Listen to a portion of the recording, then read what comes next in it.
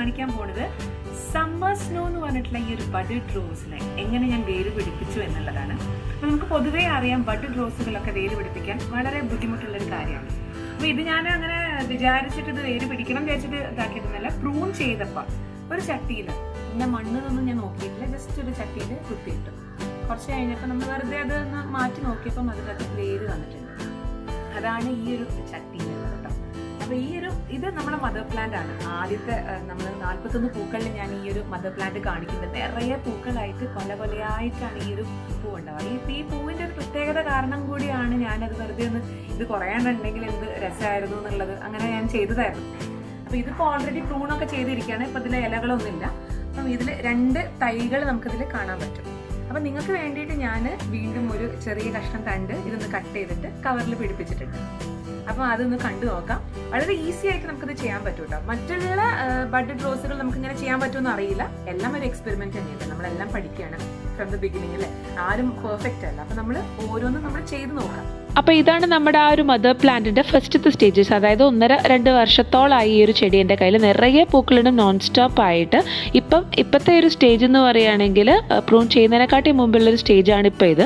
ശരിക്കും പറയാന്ന് വെച്ചാൽ പ്രൂൺ ചെയ്യാൻ തോന്നില്ല, അത്രയും എല്ലാ ബ്രാഞ്ചസിലും കൊലയായിട്ട് പൂക്കളുണ്ടാകും. പക്ഷേ ഇനി വെയിറ്റ് ചെയ്താൽ ചിലപ്പം ചെടി മൊത്തമായിട്ട് കേടായി പോകും. അത് കാരണം ഞാൻ മൊത്തമായിട്ടൊന്ന് ട്രിം ചെയ്ത് അത്യാവശ്യം അതിന് വേണ്ട ഫെർട്ടിലൈസറും കാര്യങ്ങളൊക്കെ കൊടുത്തിട്ടുണ്ട്. ഇപ്പോൾ നിങ്ങൾക്ക് കാണാൻ പറ്റും ഇതിൽ സ്റ്റിൽ ആ ഒരു കവർ, അതായത് ആ ബഡ് ചെയ്ത ആ കവർ ഇപ്പോഴും ഞാൻ ആ പ്ലാസ്റ്റിക് കവർ റിമൂവ് ചെയ്തിട്ടില്ല.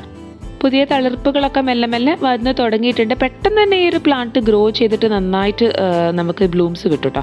ഇതാണ് ഞാൻ നേരത്തെ പറഞ്ഞ ആ തൈകൾ ഞാൻ ഉണ്ടാക്കിയെടുത്തിട്ടുള്ളത്. അപ്പോൾ ഇത് ഏകദേശം 1 വർഷം തന്നെ ആയിട്ടുണ്ട്. ചെടി അത്യാവശ്യം ഇതുപോലെ തന്നെ ഇഷ്ടം പോലെ പൂക്കൾ തരികയും നിറയെ നന്നായിട്ട് ഉഷാറായിട്ട് തന്നെ നിൽക്കുന്ന ഒരു ചെടിയാണ്. അപ്പോൾ നിങ്ങൾക്ക് വേണ്ടിയിട്ടാണ് ഇപ്പോൾ ഞാൻ ഇങ്ങനെ ഒരു സംഭവം കാണിക്കാമെന്ന് വിചാരിച്ചത്. ഈ ഒരു കഷ്ണം വളരെ കുഞ്ഞു കഷ്ണം കണ്ടാണ്. ഇപ്പോൾ ഏകദേശം ഇത് 2 മാസമൊക്കെ ആയിട്ടോ. അപ്പൊ ഇതിൻ്റെ അകത്ത് പൂവ് ഒരു മൊട്ട് കണ്ടപ്പോൾ എനിക്ക് ഭയങ്കര സന്തോഷമായി. നമ്മുടെ കഴിഞ്ഞ തെച്ചി ചെടിയിലുള്ള അതേപോലെ തന്നെ ഒരു മൊട്ടും ഉണ്ടായി, അതിൻ്റെ അകത്തൊരു പൂവുണ്ടായി. അപ്പം അത്രയും മനോഹരമായിട്ടുള്ള ഒരു കാഴ്ചയാണ് ഇത്. അപ്പം നമുക്ക് ബഡഡ് റോസ് എല്ലാം ഞാൻ പറയുന്നില്ല, ഈ ഒരു ടൈപ്പ്, ദാറ്റ് ഇസ് ഈ ഒരു സമ്മർ സ്നോ എന്ന് പറഞ്ഞിട്ടുള്ള ഈ ഒരു ടൈപ്പ് ഇങ്ങനെ ചെയ്തപ്പം സക്സസ് ആയിട്ടുണ്ട്. നിങ്ങളൊന്ന് ട്രൈ ചെയ്ത് നോക്കുക. അത്രയും മനോഹരമായിട്ടുള്ള പൂക്കളാണ്. വെള്ള പൂക്കൾ, പ്യോർ വെള്ള എന്ന് പറയാൻ പറ്റില്ല. അതിൻ്റെ അകത്ത് ചെറിയൊരു ക്രീം ഷെയ്ഡ് ഇതിനകത്ത് വരുന്നുണ്ട്. അപ്പം നമുക്ക് എന്തായാലും ഇതൊന്ന് ടയർ ചെയ്ത് കാണിച്ചു തരാം ഞാൻ. ഇനിയിപ്പോൾ നിങ്ങൾ ആരും വിചാരിക്കേണ്ട ഇത് ഒരു പൂവുള്ള മുട്ടുള്ള കമ്പ് കുത്തിയിട്ടിട്ട് നിങ്ങളെ പറ്റിക്കുകയാണ് കേട്ടോ. ഞാൻ കീറി കാണിച്ചു തരാം. അപ്പം നിങ്ങൾക്ക് വിശ്വാസമാവുമല്ലോ. ഓക്കെ, എല്ലാവർക്കും ഇത് ചെയ്യാൻ പറ്റും കേട്ടോ. നമ്മളെല്ലാം ട്രൈ ചെയ്ത് നോക്കണം, എന്നാലല്ലേ ഒരു കാര്യം നമുക്ക് കണ്ടുപിടിക്കാൻ പറ്റുള്ളൂ. അപ്പം എല്ലാവരും വിചാരിക്കും ബഡഡ് റോസ് നമുക്ക് ചെയ്യാൻ പറ്റില്ല എന്ന്. പക്ഷെ പൊതുവെ ഈ ഒരു ടൈപ്പ് അങ്ങനെ ചെയ്യാൻ പറ്റുന്നൊക്കെ ഞാൻ എവിടേക്കോ കേട്ടിട്ടുണ്ട്. നമുക്കിത് ചെയ്ത് സക്സസ് ആവുന്ന ഒരു ഹോപ്പും ഉണ്ടായിരുന്നില്ലേ. ഭയങ്കര നമുക്ക് കാണാൻ പറ്റുന്നുണ്ടോ? കണ്ടോ, ശരിക്കും ഫുള്ളും മണലിലാട്ടോ അത് ചെയ്തിട്ടുള്ളത്. പക്ഷെ ഞാൻ ആദ്യം ഈ മദർ പ്ലാന്റ് ഇതിലേക്ക് കുത്തിയിട്ടത് ഒരു സാധാരണ ഏതോ ഒരു ചെടീന്റെ ചട്ടിയിലാണ് ഇത് കുത്തിയിട്ടത്. അപ്പൊ അതിന് ജസ്റ്റ് ഒന്ന് പൊക്കി നോക്കിയപ്പോൾ അത് വേര് വന്നിട്ടുണ്ട് കുറച്ച് കഴിഞ്ഞപ്പോ. പക്ഷെ ഇത് ഞാൻ ഇങ്ങനെ വളരെ നിങ്ങൾക്ക് കാണിക്കാൻ വേണ്ടിയിട്ട് നല്ല പെർഫെക്റ്റ് ആയിട്ട് തന്നെയാണ് കാണിക്കുന്നത്. അപ്പോൾ ഒരു 1-2 മാസമൊക്കെ ആയിട്ടുണ്ടാവും കേട്ടോ. വേരുകൾ ഒക്കെ വന്നിട്ട് വളരെ ബ്യൂട്ടിഫുൾ ആയിട്ടുണ്ട്. വെള്ളപ്പൂന്ന് ഫുള്ളും മണ്ണെടുക്കാം അല്ലേ. മണ്ണ് നമ്മൾ റിമൂവ് ചെയ്യുമ്പോൾ എപ്പോഴും ശ്രദ്ധിക്കണം. നമ്മൾ ജസ്റ്റ് ഒന്ന് ഇങ്ങനെ ശ്രദ്ധിച്ചിട്ട്, അതായത് വേരുകൾക്കൊന്നും ഒരു അപകടവും പറ്റാത്ത രീതിയിൽ വേണം നമ്മളത് ചെയ്യാൻ.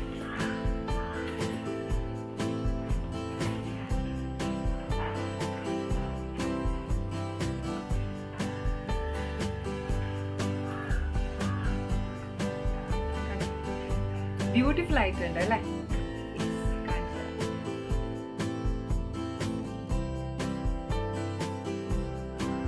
നിങ്ങൾ എന്തായാലും ഒന്ന് ട്രൈ ചെയ്ത് നോക്കണം കേട്ടോ. അപ്പൊ ഇങ്ങനെ നമുക്ക് എന്തായാലും ബഡഡ് റോസുകൾ എല്ലാം ഞാൻ പറയുന്നില്ല, ഇതൊന്നും ഞാൻ ട്രൈ ചെയ്ത് നോക്കിയിട്ടുണ്ട്. നമുക്ക് എല്ലാം ട്രൈ ചെയ്ത് നോക്കാം. അപ്പൊ ഇത് ഏതായാലും വളരെ സക്സസ്ഫുൾ ആയിട്ടുള്ള ഒരു എക്സ്പെരിമെന്റ് തന്നെയാണ് അല്ലെ, കണ്ടുപിടുത്തം വേണമെങ്കിൽ പറയാം. ഇതിന്റെ പോട്ടിങ്ങും ഏതായാലും ഇതിങ്ങനെ ആക്കിയില്ലേ, പാതി വഴിയിൽ ഇട്ട് പോകാൻ പറ്റുന്നില്ല. അപ്പൊ അതുപോലെ തന്നെ ഞാൻ എങ്ങനെ ഇത് നട്ടു എന്നുള്ളത് വേണമെങ്കിൽ കാണിക്കാം. സ്കിപ്പ് ചെയ്യാതെ മുഴുവനായിട്ട് ഇന്ന് കാണാം. ഇപ്പം ഞാൻ നേരത്തെ കാണിച്ച പോലെ മുഴുവനായിട്ട് മണ്ണ് പൊക്കിക്കൊള്ളണമെന്നൊന്നുമില്ല. എന്താണെന്ന് വെച്ചാൽ പെട്ടെന്ന് അങ്ങനെ ഒരു ഷോക്കാവും ചെടിക്ക്. അപ്പം ഞാൻ നിങ്ങൾക്കൊന്ന് കാണിക്കാൻ വേണ്ടിയിട്ട് മാത്രമാണ് അങ്ങനെ മുഴുവനായിട്ടും മണ്ണ് റിമൂവ് ചെയ്തിട്ടുള്ളത്. അത് പ്രത്യേകമായിട്ടൊന്ന് ശ്രദ്ധിക്കുക. പിന്നെ നമ്മൾ കമ്പ് സെലക്ട് ചെയ്യുമ്പം എപ്പോഴും ഒരു സെമി വുഡി ആയിട്ടുള്ള സ്റ്റെമ്മ് വേണം കട്ട് ചെയ്യാൻ. അതായത് വളരെ തെളിർപ്പല്ല ഞാൻ കട്ട് ചെയ്തിട്ടുള്ളത്. ഇങ്ങനെ കുറച്ചൊരു തിക്നെസ് ഉള്ള ഒരു 45 ഡിഗ്രി വെച്ചിട്ട് നമുക്ക് കട്ട് ചെയ്തിട്ടുള്ള ഒരു കമ്പാണ് ഞാൻ സെലക്ട് ചെയ്തിട്ട് പിടിപ്പിച്ച് നോക്കിയിട്ടുള്ളത്. അപ്പം ശരിക്കും ആ കമ്പിൻ്റെ സെലക്ഷന് വളരെ ഇമ്പോർട്ടൻസ് ഉണ്ട് എന്നുള്ളതാണ് എനിക്ക് പറയാനുള്ളത്. പിന്നെ ഞാൻ വെറും മണലാണ് ഉപയോഗിച്ചിട്ടുള്ളത്. ഇപ്പം നിങ്ങളുടെ കയ്യിൽ മണലില്ല എന്നുണ്ടെങ്കിൽ നിങ്ങൾക്ക് ജസ്റ്റ് സാധാരണ നമ്മൾ മുറ്റത്തുള്ള ഗാർഡൻ സോയിൽ തന്നെ യൂസ് ചെയ്താൽ മതി, അത് മതിയാകും. പിന്നെ ഇതാ ഇങ്ങനെ ഫില്ല് ചെയ്ത് കഴിഞ്ഞ് കഴിഞ്ഞാൽ നന്നായിട്ട് ഈ ഒരു കവർ ടാപ്പ് ചെയ്യുക. അതായത് എയർ പോക്കറ്റ്സ് ഒന്നും ഇല്ലാത്ത രീതിയിൽ വേണം നമ്മളിത് ചെയ്ത് നോക്കാൻ. പിന്നെ നമ്മൾ കമ്പ് അതിലേക്ക് ഇറക്കി വെക്കുമ്പോൾ പ്രത്യേകമായിട്ട് ശ്രദ്ധിക്കുക, നന്നായിട്ട് അതിൽ കറക്റ്റായിട്ട് അതിൽ പ്ലേസ് ചെയ്തിട്ടുണ്ടോ. പിന്നെ ഇത് നമ്മൾ നന കൊടുക്കുമ്പോൾ ഇതിനൊരു ഇതായി ഷേക്കായി പോകാനുള്ളൊരു ചാൻസ് കൂടുതലാണ്. പിന്നെ നമ്മൾ ഏത് പൊസിഷനാണോ വെക്കുന്നത് നല്ല തണലത്ത് തന്നെ കൊണ്ടുവെക്കുക. അപ്പം വെക്കുമ്പോൾ നന്നായിട്ടൊന്ന് ഗ്രിപ്പ്, അതായത് കറക്റ്റായിട്ട് ഈ ഒരു കവർ നേരെ നിൽക്കുന്നുണ്ടോ എന്നുള്ളത് പ്രത്യേകം ശ്രദ്ധിക്കണം കേട്ടോ.